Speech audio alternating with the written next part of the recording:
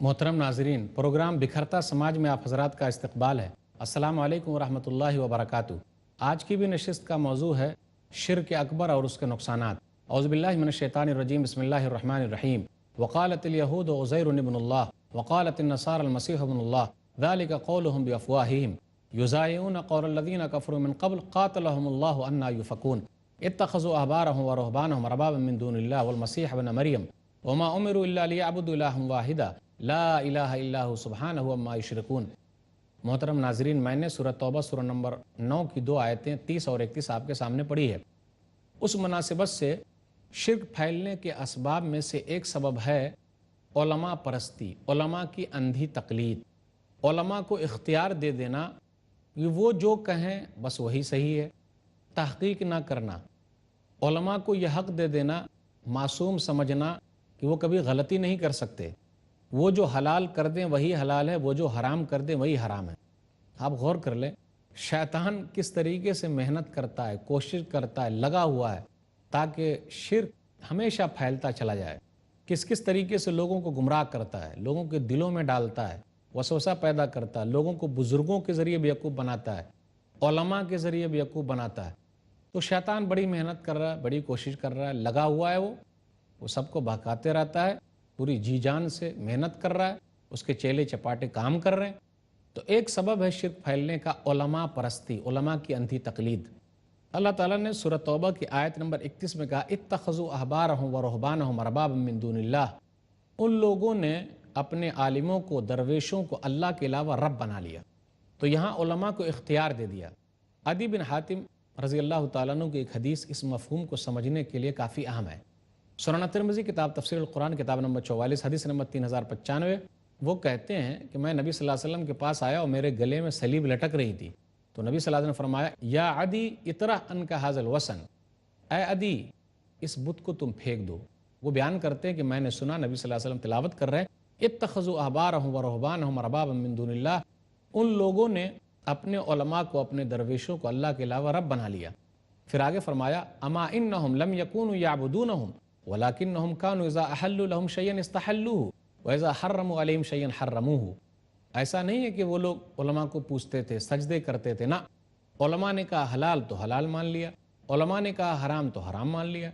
लेकिन याद रखिए, हलाल और हराम का इख्तियार सिर्फ अल्लाह को हासिल है। अल्लाह ही हलाल करता है, अल्लाह ही कानून बनाता है, अल्लाह ही हराम करता है।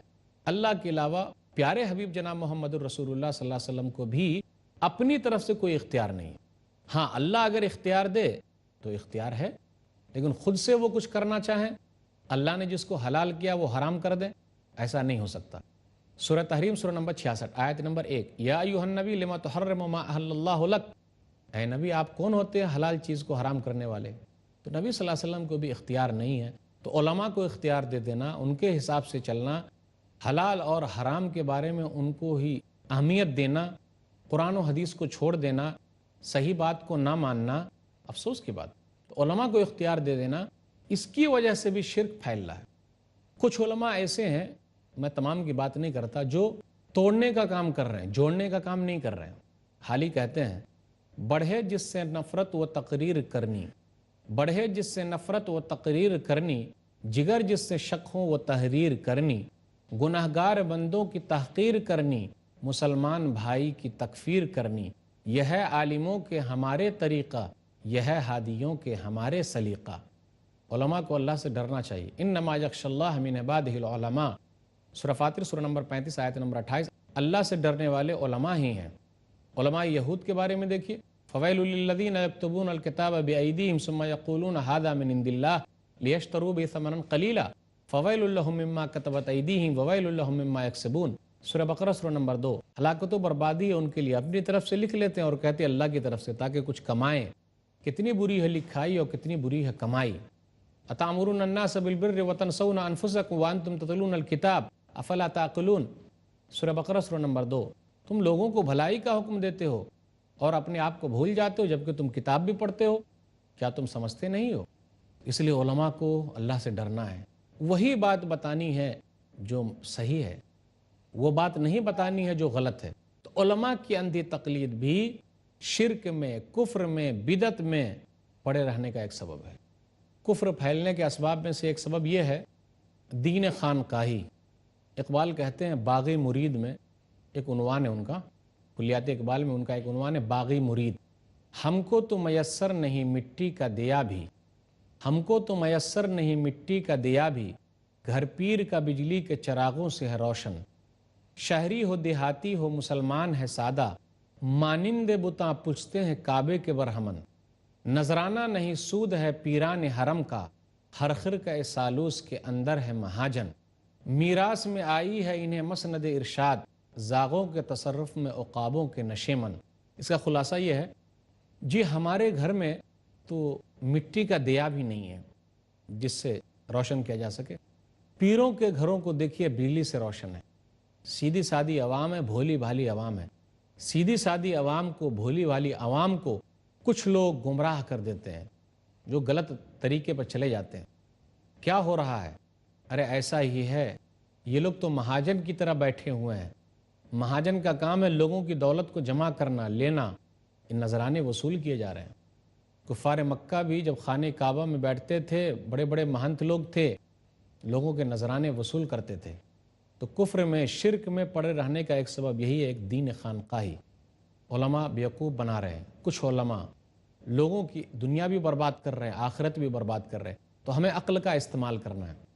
شرک پھیلنے کے اسباب میں سے ایک سبب یہ ہے، کفر پھیلنے کے اسباب میں سے ایک سبب یہ ہے فلسفہ وحدت الوجود، وحدت الشہود، حلول۔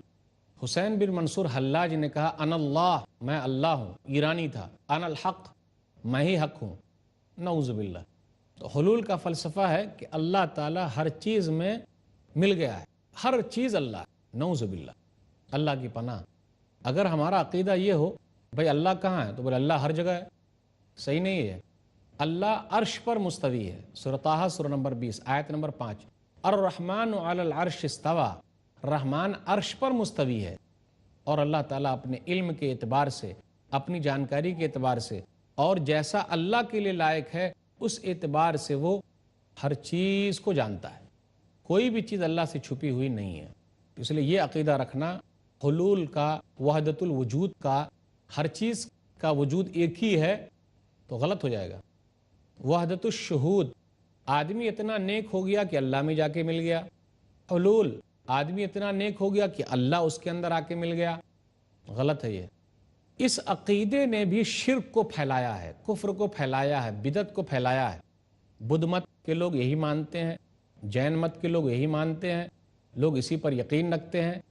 ہر چیز اللہ ہے، ہر چیز خدا ہے۔ اسلام کہتا ہے ہر چیز اللہ کی ہے، ہر چیز اللہ نہیں ہے۔ ورنہ مسئلہ کیا ہو جائے گا؟ اگر ہم یہ مان لیں کہ ہر چیز اللہ ہے تو خالق کون ہے، مخلوق کون ہے، پیدا کس نے کیا، کون سی چیز پیدا ہوئی ہے، ساجد کون ہے، مسجود کون ہے، سجدہ کرنے والا کون ہے، کسے سجدہ کیا جا رہا ہے؟ اپنے آپ کو سجدہ کرنا ہے کیا؟ نعوذ باللہ۔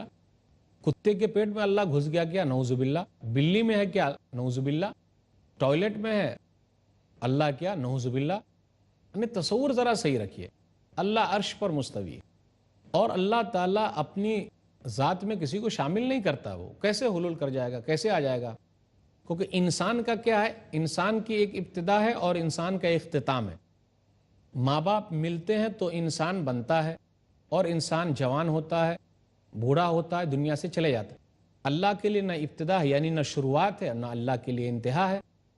دنیا کی تمام چیز فانی ہے، ہر کو فنا ہو جانا ہے، ہر ایک کو چلے جانا ہے۔ کل من علیہا فان ویبقى وجہ ربک ذو الجلال والاکرام، سورہ رحمان سورہ نمبر 55 میں ہے۔ ہر چیز کو ختم ہو جانا ہے، صرف آپ کا رب باقی رہے گا جو عزت والا ہے، اکرام والا ہے۔ کل شیء ہالک الا وجہہ، سورہ قصص سورہ نمبر 28۔ ہر چیز ہلاک ہو جائے گی، ہر چیز برباد ہو جائے گی، اللہ کی شان باقی رہے گی۔ تو بھلا بتائیے، جس چیز کو ختم ہو جانا ہے، ہم یہ کہیں کہ اس وقت وہ چیز ہے، وہ چیز نہیں ہے، تو اللہ کے لیے فٹ نہیں آتا، کیونکہ اللہ کے لیے نہ شروعات ہے نہ اختتام ہے۔ والاول والآخر والظاہر والباطن وہو بکل شیء علیم، سورہ حدید سورہ نمبر 57 آیت نمبر 3۔ اللہ وہ ہے، وہ پہلے تھا، اخیر میں رہے گا، ظاہر باطن ہر چیز کو جاننے والا اللہ ہے۔ اس لیے یہ فلسفہ جو ہے نا، وحدت الوجود، وحدت الشہود، حلول، اس فلسفے نے بھی شرک کو پھیلایا ہے، کفر کو پھیلایا ہے۔ تو اس فلسفے کو سمجھنا بہت ضروری ہے، ورنہ مسئلہ گڑبڑ ہو جائے گا۔ اس لیے اللہ تعالیٰ سے ہمیشہ دعا کرتے رہیے کہ اللہ تعالیٰ صحیح توحید پر قائم رکھے۔ ناظرین کرام، سلسلہ کلام چلتا رہے گا، تھوڑے سے وقفے کے لیے رکتے ہیں، کہیں جائیے گا نہیں۔ السلام علیکم ورحمۃ اللہ وبرکاتہ۔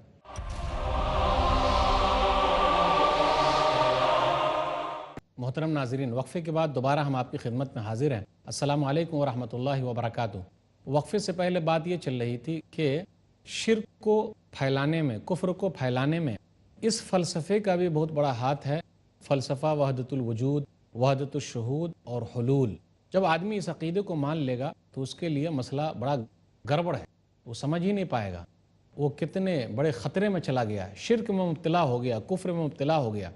یہ بات سمجھ میں نہیں آ رہی ہے، کون ہے عبادت کرنے والا، کس کی عبادت ہو رہی ہے، حاجت مند کون ہے، حاجت روا کون ہے، حاجت پوری کون کرتا ہے، مشکل کو حل کرنے والا کون ہے، مشکل کس کی ہے، کون مشکل میں ہے، کون پریشان ہے، پریشان کرنے والا کون ہے، پریشانی سے نجات دینے والا کون ہے، یہ بات سمجھ میں نہیں آئے گی، ہر چیز خلط ملط ہو جائے گی۔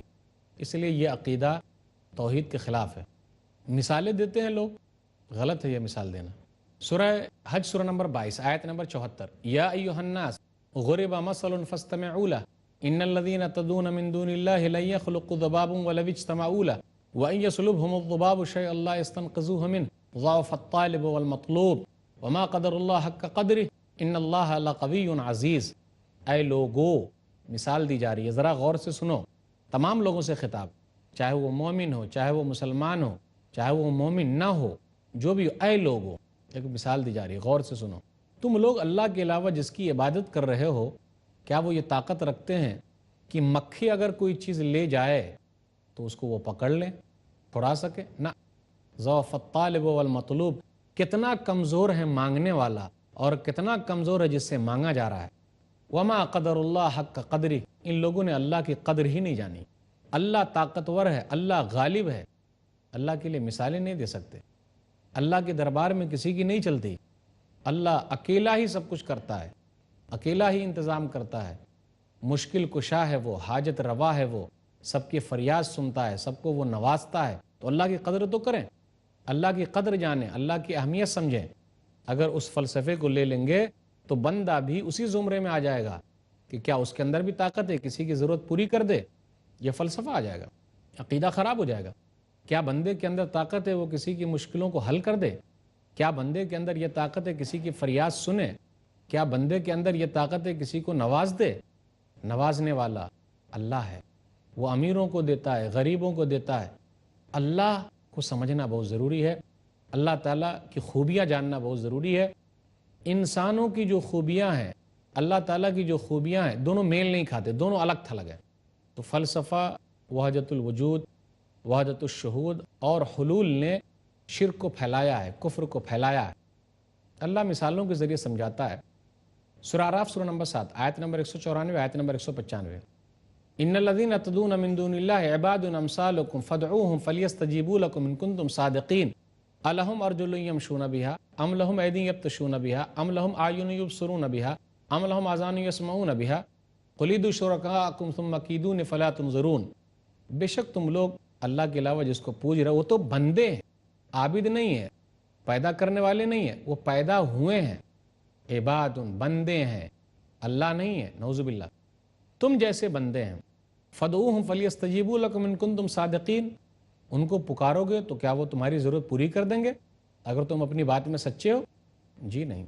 ارے غور تو کرو، تم ان سے بہتر ہو، تمہارے پیر ہیں، چل رہے ہو، آنکھ ہے، دیکھ رہے ہو، ہاتھ ہے، پکڑ رہے ہو، کیا ان کے پاس ہے؟ دنیا سے رخصت ہو گئے، کچھ نہیں کر سکتے۔ کہہ دیجئے پکارو اپنے شرکاء کو جن کو تم پوج رہے ہو اور چال بازی کریں میرے خلاف، تم مہلت نہیں دیے جاؤ گے۔ پتہ یہ چلا لوگ جس کو پوج رہے ہیں وہ تو انسان ہے۔ تو اس فلسفے نے بھی لوگوں کو گمراہ کیا ہے۔ لوگوں کی گمراہی کا ایک سبب ہے ہندوستان کے اندر جب ہندو مت آیا تو اس کی وجہ سے بھی لوگ متاثر ہو گئے، اور یہ لوگ عیسیٰ علیہ الصلوۃ والسلام سے 1500 سال پہلے آئے تھے، وسط ایشیا سے ہوتے ہوئے آرین لوگ آئے تھے سندھ کے علاقے میں۔ تو یہ جو مذہب ہے اور ان کا جو عقیدہ ہے حلول والا، ہر چیز اللہ ہے، اس عقیدے نے بھی اور زیادہ شرک کو پھیلایا ہے، کفر کو پھیلایا ہے۔ توحید کو سمجھنے میں لوگوں کو ذرا پریشانی ہوئی ہے اور عجب عجب چیزیں آ گئی ہیں۔ اس لیے آپ دیکھتے ہوں گے ان کے جوگی ہیں، سنیاسی ہیں، مہنت ہیں، کچھ ایسی حرکتیں کرتے ہیں جس کے ذریعے لوگ یہ سمجھ جاتے ہیں کہ یہی صحیح ہے۔ وہ پہاڑوں میں رہتے ہیں، اپنے آپ کو تکلیف میں مبتلا کرتے ہیں، اور لوگوں نے اسی کو سمجھ رکھا ہے کہ یہی اصل عبادت ہے، اللہ سے ملنے کا طریقہ ہی۔ کتنے ننگے ہیں، کتنے تو ایسے ہیں جو لنگوٹ باندھ کے رہتے ہیں، کیسے زندگی گزارتے ہیں، پہاڑوں میں ہیں، اوپر چڑھتے ہیں، تکلیف اٹھاتے ہیں، کبھی اپنے پاؤں کو اوپر کرتے ہیں، منہ کو نیچے کر لیتے ہیں، تکلیف اٹھا رہے ہیں، پریشان کر رہے ہیں، اپنے آپ کو تکلیف دیتے ہیں، اور اسی کو کہا جاتا ہے کہ یہ عبادت کا طریقہ ہے، ریاضت کا طریقہ ہے۔ پھر اسی طرح یوگا ہے، سانس اتنی دیر تک کھلائے رکھنا، ڈر لگنے لگے کہ موت آ جائے گی، اس چیز کو اہمیت دی جا رہی ہے، بڑھاوا دیا جا رہا ہے۔ عبادت اگر کرنا ہو تو اس طریقے سے کریں کہ نہیں۔ اسلام کے اندر آپ دیکھیں گے عبادت کا طریقہ بالکل آسان ہے، کسی کو کوئی تکلیف نہیں، دنیا میں بھی رہنا ہے، لوگوں سے بھی ملنا ہے، میل محبت قائم کرنا ہے، ہر ایک کے حقوق ادا کرنا ہے۔ اسلام جو ہے بالکل فطرت کے اعتبار سے ہے، فطرت کے حساب سے ہے، فطرت سے ہٹ کے نہیں ہے۔ اسلام کبھی نہیں کہتا کہ تم اپنے اوپر ظلم کرو، اسلام کے اندر رہبانیت نہیں ہے۔ وَرَهْبَانِيَّةً ابْتَدَعُوهَا مَا كَتَبْنَا عَلَيْهِمْ إِلَّا ابْتِغَاءَ رِضْوَانِ اللَّهِ فَمَا رَعَوْهَا حَقَّ رِعَایَتِهَا۔ سورہ حدیث سورہ نمبر 57 آیت نمبر 27، کہ ان لوگوں نے رہبانیت کو خود سے گڑھ لیا، جیسے عیسائیوں کے یہاں راہب ہیں، راہبائیں ہیں، آپ غور کر لیجئے، جین مت کے لوگ ہیں، جینی لوگ ہیں، بدھسٹ لوگ ہیں، وہاں مرد بھی ہے، عورتیں بھی ہیں، راستے پر یوں ہی چل رہے ہیں، اپنے آپ کو تکلیف میں ڈال لیں، اور عبادت کا نام دیا رکھا ہے۔ فطرت کے خلاف جو چیز ہے اس کو آپ سمجھ جائیے اسلام نہیں۔ اسلام فطرت کے عین مطابق ہے، لوگوں کے دماغ کے حساب سے ہے۔ اللہ تعالیٰ نے پیدا کیا، اللہ ہی کو بہتر معلوم ہے لوگوں کو کیا چیز کی ضرورت ہے، تو اس نے بھی شرک کو پھیلایا ہے۔ گوتم بدھ جو ہیں وہ عیسیٰ علیہ السلام سے 563 سال پہلے پیدا ہوئے، مہاویر جین جو ہے 599 سال پہلے پیدا ہوئے۔ تو یہ فلسفہ پرانا چلا آ رہا ہے، اور ان لوگوں نے اپنے اپنے حساب سے کوشش کی۔ یہ لوگ نیک لوگ تھے، لیکن بعد میں لوگوں نے کیا کیا، ان کی مورتی بنا بنا کر پوجنے لگے۔ ان لوگوں نے کبھی نہیں کہا تھا مجھے پوجنا، میری مورتی بنانا، ان لوگوں نے روکا تھا۔ تو اس کا بھی اثر، ہندو مت کا بھی اثر جو ہے ہندوستان وغیرہ کے علاقے میں پڑا ہے، جس کی وجہ سے شرک جو وہ پھیلا ہے، کفر پھیلتا چلا جا رہا ہے۔ توحید کو لانا ہے، توحید کے لیے کوشش کرنی ہے۔ شرک کو پھیلنے میں حکمران طبقے کا بھی بہت بڑا ہاتھ ہے، بادشاہوں کے ذریعے بھی شرک پھیلا ہے، کفر پھیلا ہے۔ ہندوستان میں ایک بادشاہ گزرا ہے، اکبر بادشاہ، اس نے حکومت کی، مغل خاندان کا ایک بادشاہ تھا، اس نے دین کو تو برباد کر دیا، نیا دین ایجاد کیا، دین الہی، کلمہ میں اس نے داخل کر دیا لا الہ الا اللہ اکبر خلیفۃ اللہ، اللہ کے سوا کوئی اللہ نہیں، اکبر جو اللہ کا خلیفہ ہے، نئی دین کو ایجاد کیا۔ تو ایسے لوگ جب پیدا ہوئے جہاں اسلام کی چیزیں مسخ کی گئی، شراب حلال ہے، زنا حلال ہے، نعوذ باللہ، سب کو ملا کر ایک ساتھ کھچڑی بنا دیا تاکہ سب لوگ خوش رہیں، جی نہیں، توحید میں کوئی سمجھوتا نہیں۔ ہاں، آپس میں آپ لوگوں کے ساتھ مل جل کے رہ سکتے ہیں۔ عبداللہ بن مبارک نے کہا فَهَلْ أَفْسَدَ الدِّينَ إِلَّا الْمُلُوكُ وَأَحْبَارُ السُّوءٍ وَرُهْبَانُهَا، کہ دین کو برباد کرنے میں بادشاہوں کا ہاتھ ہے، درویشوں کا ہاتھ ہے، راہبوں کا ہاتھ ہے، اگر ان کا نہیں ہے تو کن کا ہاتھ ہے؟ ان جیسے بادشاہ کے بارے میں آپ کیا کہیں گے جنہوں نے کلمے کے اندر اپنی چیز داخل کر لی، جبکہ کلمہ تھا لا الہ الا اللہ محمد الرسول اللہ۔ تو شرک اس طریقے سے بھی پھیلا ہے، پھیلتا چلا گیا ہے۔ شرک کو پھیلنے کا ایک سبب یہ بھی ہے، تکبر ہے، غرور ہے، گھمنڈ ہے۔ وَجَحَدُوا بِهَا وَاسْتَيْقَنَتْهَا أَنفُسُهُمْ ظُلْمًا وَعُلُوًّا فَانظُرْ كَيْفَ كَانَ عَاقِبَةُ الْمُفْسِدِينَ۔ سورہ نمل سورہ نمبر 27 آیت نمبر 14۔ ان لوگوں نے انکار کیا جبکہ اس کے دل جو ہیں یقین والے تھے، لیکن تکبر کیا، گھمنڈ کیا، غرور کیا، تو حق نے اس کو روک دیا۔ سورہ نور سورہ نمبر 71 آیت نمبر 7۔ وَإِنِّي كُلَّمَا دَعَوْتُهُمْ لِتَغْفِرَ لَهُمْ جَعَلُوا أَصَابِعَهُمْ فِي آذَانِهِمْ وَاسْتَغْشَوْا ثِيَابَهُمْ وَأَصَرُّوا وَاسْتَكْبَرُوا اسْتِكْبَارًا۔ اس آیت کے اندر یہ ہے کہ نوح علیہ السلام نے دن رات تبلیغ کی، لوگوں کو سمجھایا، لیکن ان لوگوں نے کیا کیا؟ اپنی انگلیوں کو اپنے کان میں ڈال لیا، وَاسْتَكْبَرُوا اسْتِكْبَارًا، تکبر اختیار کیا تو ہٹ گئے۔ تو تکبر بھی رائے حق میں رکاوٹ ہے۔ پھر اسی طرح یہ ہے کہ اگر ہم توحید کو مان لیں گے تو ہمارا نقصان ہو رہا ہے۔ ایک اللہ کو ماننے والے ہو جائیں گے تو گھوٹانے کرنے کو نہیں ملے گا، قانون کے حساب سے چلنا پڑے گا، تب تو ہم کو آزادی حاصل نہیں رہے گی۔ تو لوگ اس لیے بھی توحید کی طرف نہیں آ رہے ہیں تاکہ دنیا میں آرام سے رہیں۔ آپ غور کر لیں، سورہ ہود سورہ نمبر 11 آیت نمبر 87، قال یا شعیب اصلاتک تامرک ان نترک ما یعبد آباؤنا او ان نفعل فی اموالنا ما نشاء انک لانت الحلیم الرشید۔